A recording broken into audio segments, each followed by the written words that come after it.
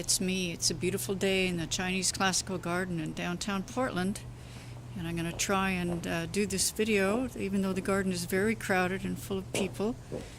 And I'm passing through a heaven gate that's round. And let's observe these tiles on the floor that play with squares and rounds.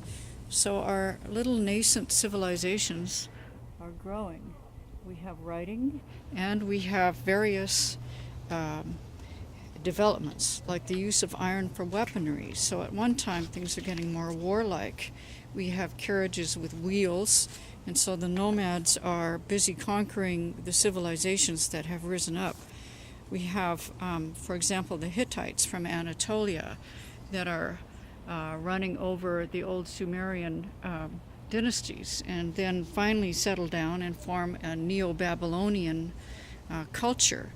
We have in China the early tribes getting it together. There's various periods of war.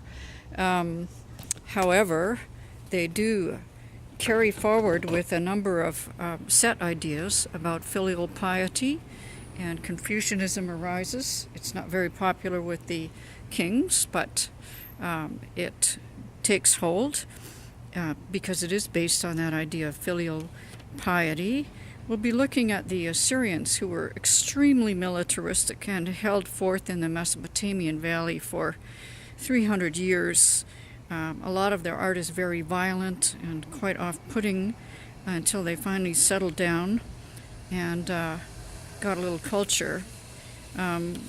Eventually we have an Iranian situation develop, the great capital of Persepolis, which was a kind of a secret capital, a place where you could enjoy culture and store surplus and run to when the invaders were coming. The largest kingdom ever developed under Cyrus the Great, who was an early Persian. So we'll be looking at all of those different occasions, and also at Zhou or Zhou China. So in the older books it's spelled C-H-O-U, in the newer ones it's Z-H-O-U, same thing. And they followed the Shang dynasty, so that's a 700-year dynasty starting in 1027, so just around the time of Hammurabi. Oh, there's a gardener. That's good. We should be able to make a nice temple painting. And I'm showing you these images because there's a very much a persistence of design in Chinese art, just as there was in Egyptian art. And so we're going to see these trends follow through.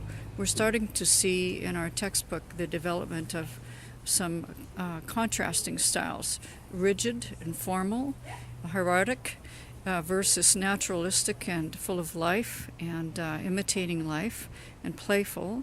And we're also starting to see among the civilizations a constant interplay of tensions between people who were nomads and people who were civilizations. In other words, living in cities and developing writing.